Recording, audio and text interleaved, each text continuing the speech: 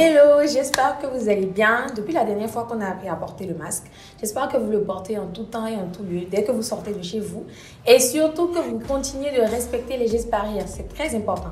Alors, aujourd'hui, je pense que beaucoup l'auront deviné, on va parler des effets indésirables. Nous savons déjà qu'un effet indésirable est une manifestation non souhaitée suite à l'utilisation d'un médicament aux posologies usuelles.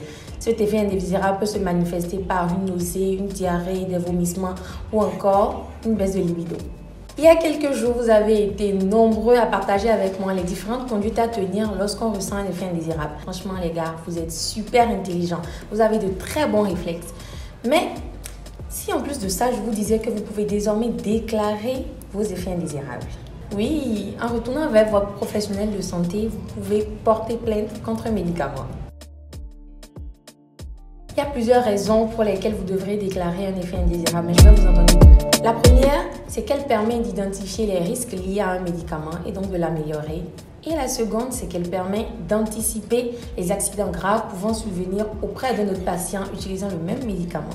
Si comme moi, vous vivez au Bénin, vous pouvez vous rendre dans n'importe quelle structure sanitaire, que ce soit un centre de santé, une clinique ou un hôpital, ou encore dans n'importe quelle pharmacie pour déclarer un effet indésirable. Tous les professionnels de santé, médecins ou pharmaciens près de chez vous sont formés et prêts à recevoir vos plaintes, puis à les renseigner comme il se doit.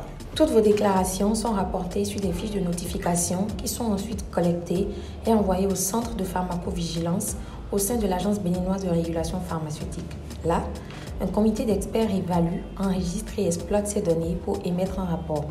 Ce dernier est transmis à la Commission nationale de vigilance des produits de santé qui propose des actions réglementaires avant de le faire parvenir au ministre de la Santé qui a un pouvoir décisionnel.